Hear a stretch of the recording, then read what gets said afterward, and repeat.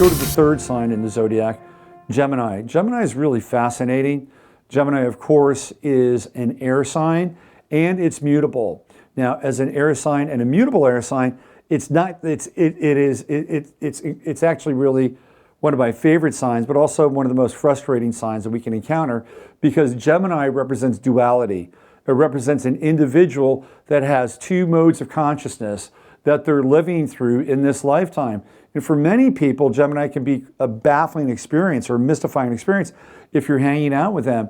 In extreme cases, Gemini represents a type of schizophrenia where a person almost channels different types of personalities, through their process.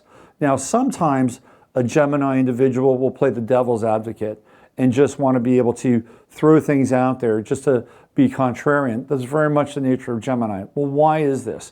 Because Gemini is learning on two parallel tracks. It's learning from what they put out into the world, but also from the point of the observer. Gemini rules the mind, technically speaking, because Mercury is the ruler of Gemini, but in the body, anatomically, it's the lungs.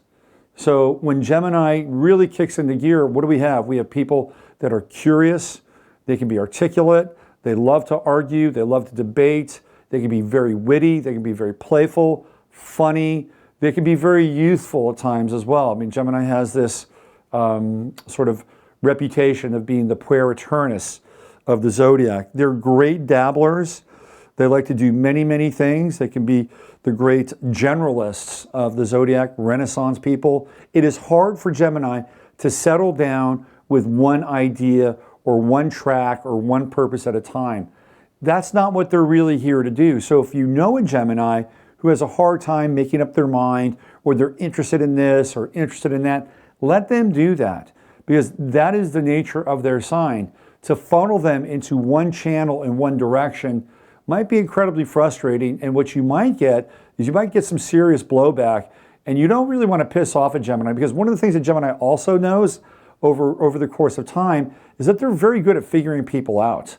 They're adept at psychology, to some extent similar in the way that Scorpio is adept at psychology. But if you piss a Gemini off, they'll know just where to get you. They know just where your weak spots are, because they have this ability to understand other people from a psychological level. Gemini is also really great with children at times, and I've known a number of Gemini, mostly women, but every now and then a man, who wind up being elementary school teachers, because the sign of Gemini rules early childhood education.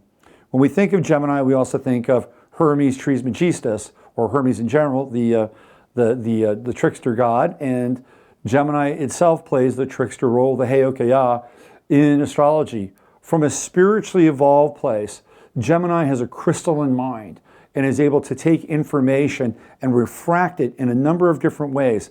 Adept at languages, adept at interpretation, criticism. Geminis play a phenomenal role in our lives as disseminators of information, and the ability to amalgamate a number of different ideas and weave them all together.